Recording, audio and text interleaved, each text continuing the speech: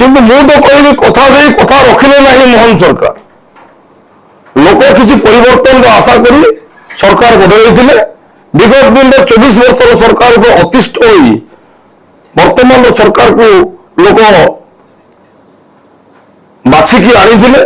लोकों मन में गोटे चिंता था गोटे आशा था गोटे भरसा था जे वर्तमान सरकार राज्यर विकासमूलक कार्य उन्नतिर कार्य तथा राज्यर अपराधिक मामलें नियंत्रण रखिपारे किंतु विगत 2 वर्ष भितर जो सब घटना राज्य घटी से सब घटना को अनुधान कले जना पड़ी वर्तमान सरकार अपराध को बिल्कुल कौन मात्रा नियंत्रण कर जय श्री राम जय गोमाता जय सनातन। आज यही शुभ संध्या राष्ट्र हिंदू परिषद ओडिशा संगठन तरफ भुवनेश्वर सहर में संगठन राज्य कमिटी तरफ आज जो सांबादिक सम्मेलन आयोजन कर आज आसी उपस्थित होता समस्त भुवनेश्वर सहर समस्त सांबादिक बंधु मान आपण को अशेष अशेष धन्यवाद तत्सहित आपण साधुवाद जन सहित आज सांबादिक सम्मेलन में आपण को स्वागत करुचु। आज सांबादिक सम्मेलन कर मूल लक्ष्य उद्देश्य है आपण मैंने जानी वर्तमान राज्य रे आईन श्रृंखला परिस्थिति संपूर्ण विपर्यस्त अवस्था रही। राज्य सरकार नूतन भाव सरकार रे बसिबा परे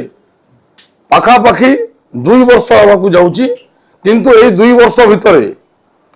सरकार कौन से आखि दृश्या पदक्षेप नहीं नहांती जो कि राज्य में आईन श्रृंखला परिस्थिति को नियंत्रण करा जाई परिबो। लज्जा लगुच राज्यर राजधानी भुवनेश्वर रे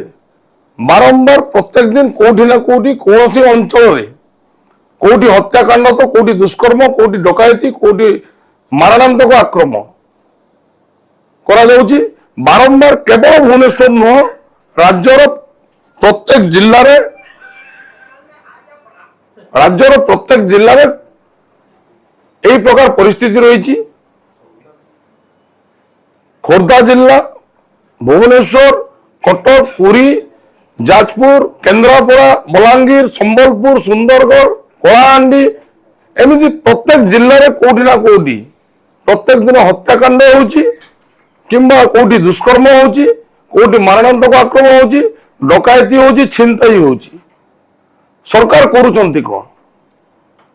वर्तमान सरकार रे गृह विभाग दायित्व निजे मुख्यमंत्री रही। लज्जा लगुच विभिन्न समय वर्तमान सरकार तथा भारतीय जनता पार्टी विभिन्न स्थान में पोस्टर बैनर लगाउछंती जे कथा देई कथा रखिले मोहन सरकार कथा देई कथा रखिले आम सरकार किंतु मु तो कहबी कथा देई कथा रखिले नहीं मोहन सरकार लोक किसी परिवर्तन आशा करी सरकार बदल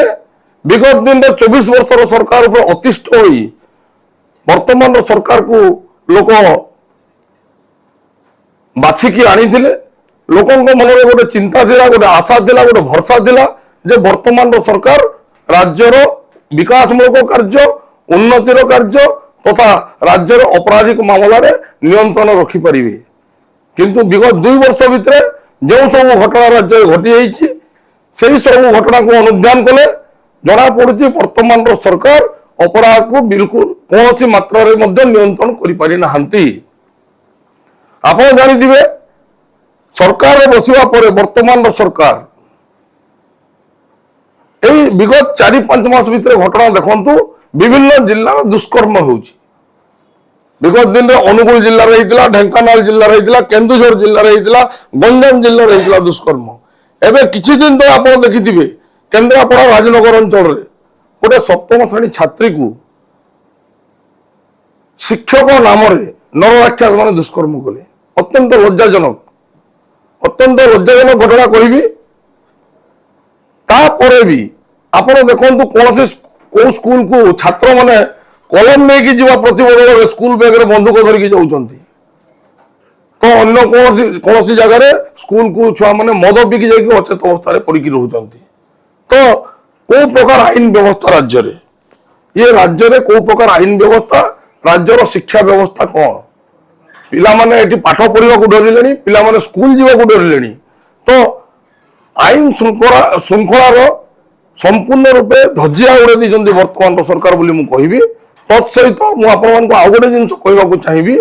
ଯେ କେବଳ ଏଇ ଦୁଷ୍କର୍ମ କିମ୍ବା ଶିକ୍ଷା ବ୍ୟବସ୍ଥା ଉପରେ ମୁଁ ପ୍ରଶ୍ନ ଉଠାଉ ନାହିଁ। ମୁଁ ଏତିକି କହିବାକୁ ଚାହୁଁଛି ଯେ ବର୍ତ୍ତମାନ ସରକାରଙ୍କ ସମୟରେ ଆପଣ ଦେଖନ୍ତୁ ପ୍ରତ୍ୟେକ ଦିନ କୌଣସି ଜିଲ୍ଲାରେ କୌଣସି ନା କୌଣସି ଜିଲ୍ଲାରେ ହତ୍ୟାକାଣ୍ଡ ହେଉଛି। ହତ୍ୟାକାଣ୍ଡରେ ଥିବା ଅପରାଧୀକୁ ତୁରନ୍ତ ଗିରଫ କରାଯାଉଛି, କିନ୍ତୁ ହତ୍ୟାକାଣ୍ଡ ଉପରେ ସରକାର ନିୟନ୍ତ୍ରଣ କରିପାରୁନାହାନ୍ତି। ଦ୍ୱିତୀୟତଃ କହିବାକୁ ଚାହିଁବି ଯେ ରାଜ୍ୟର ରାଜଧାନୀ ଭୁବନେଶ୍ୱରରେ ବହୁ ମାତ୍ରାରେ ଅପରାଧିକ ମାମଲା ବୃଦ୍ଧି ପାଉଛି। କାହିଁକି ବୃଦ୍ଧି ପାଉଛି?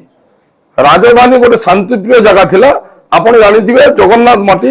ଏଇ ମାଟିରେ ଗୋଟେ ଓଡ଼ିଶା ରାଜ୍ୟ ସମ୍ପୂର୍ଣ୍ଣ ରୂପେ ଗୋଟେ ଶାନ୍ତିପୂର୍ଣ୍ଣ ରାଜ୍ୟ ଥିଲା। ଏଇ ରାଜ୍ୟରେ ଏପରି ଅପରାଧିକ କାର୍ଯ୍ୟକଳାପ ବୃଦ୍ଧି ହେବାର କାରଣ କ'ଣ? ଆମେ ବାରମ୍ବାର କହୁଛୁ ସରକାରଙ୍କୁ ଆପଣ ନିଶା କାରବାର ପ୍ରତି କଠୋର କାର୍ଯ୍ୟାନୁଷ୍ଠାନ ନିଅନ୍ତୁ, ନିଶା କାରବାରକୁ ସମ୍ପୂର୍ଣ୍ଣ ରୂପେ ରାଜ୍ୟରୁ ବନ୍ଦ କରନ୍ତୁ। କିନ୍ତୁ ସରକାର ନିଶା କାରବାରକୁ ବନ୍ଦ କରିବା ପ୍ରତିବଦଳରେ ଆହୁରି ନୂତନ ରୂପରେ